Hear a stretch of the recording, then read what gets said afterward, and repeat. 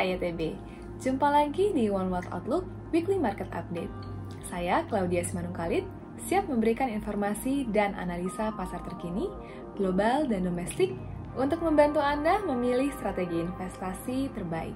Dengan berakhirnya bulan Januari yang dipenuhi dengan volatilitas, mengawali bulan Februari sepekan lalu, volatilitas pasar keuangan baik global maupun domestik terlihat menurun seiring dengan membaiknya sentimen pasar. Dari sisi riski aset, setelah indeks saham Amerika Serikat S&P 500 sempat turun 5,51% sepanjang bulan Januari, di mana mayoritas diakibatkan oleh pelemahan pada saham-saham di sektor teknologi, sepekan lalu indeks S&P 500 berhasil menguat 1,55%, diikuti dengan rebound pada indeks Nasdaq yang syarat teknologi sebanyak 2,38% sepanjang pekan lalu. Earning season atau periode dirilisnya laporan pendapatan korporasi Amerika Serikat per kuartal 4 2021 lalu masih merupakan salah satu katalis utama penggerak pasar. Dengan sekitar 56% dari perusahaan dalam S&P 500 yang telah merilis pendapatannya dan sekitar 76% diantaranya yang berhasil mencatatkan laba per saham lebih tinggi dari estimasi, hal tersebut pun tampak mampu untuk menopang sentimen pasar.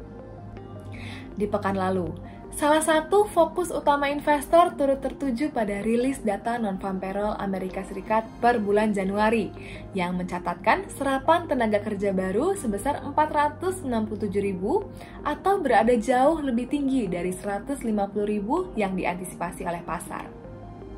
Seiring juga dengan meningkatnya partisipasi masyarakat dalam pasar tenaga kerja, tingkat pengangguran pun terlihat meningkat tipis dari level 3,9% di bulan Desember menjadi 4% di bulan Januari.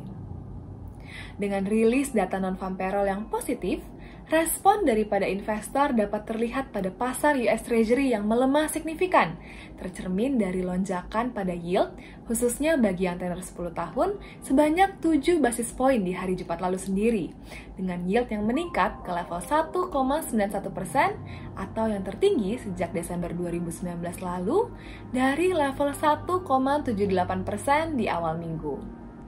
Secara keseluruhan, dengan kondisi pasar tenaga kerja Amerika Serikat yang masih berhasil untuk menguat terlepas dari infeksi COVID-19 varian Omicron yang memuncak di pertengahan Januari lalu, ditambah lagi dengan tingkat inflasi di Amerika Serikat yang sudah menyentuh level 7% secara tahunannya per bulan Desember lalu atau yang tertinggi dalam 40 tahun terakhir, kedua hal tersebut alhasil cenderung suportif terhadap sikap hawkish The Fed belakangan ini.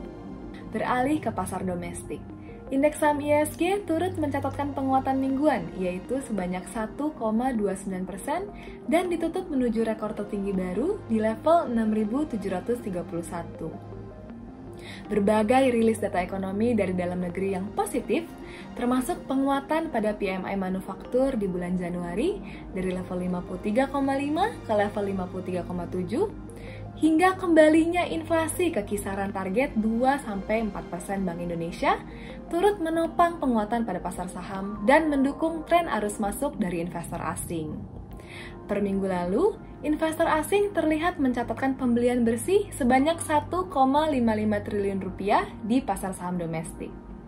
Sementara dari pasar obligasi, terlepas dari kenaikan pada yield aset US Treasury, yield obligasi pemerintah Indonesia tenor 10 tahun sepekan lalu ditutup stabil dan bertahan di level 6,45% dengan rupiah yang ditutup di level 14.380 terhadap US dollar. Dalam pertama kalinya sejak bulan Mei 2020 lalu, inflasi Indonesia telah berhasil untuk kembali berada dalam range 2 hingga 4% yang ditargetkan oleh Bank Indonesia, atau tercatat naik 2,18% secara tahunannya per bulan Januari lalu. Sementara inflasi inti yang mengecualikan sektor makanan serta energi turut meningkat sebanyak 0,42% sepanjang bulan Januari atau yang terpesat dalam 2,5 tahun terakhir ini. Dengan inflasi dalam negeri yang terus meningkat secara moderat namun tetap bertahan di level yang rendah dan stabil tersebut, hal ini merupakan suatu faktor yang esensial untuk menopang stabilitas serta pertumbuhan ekonomi ke depannya.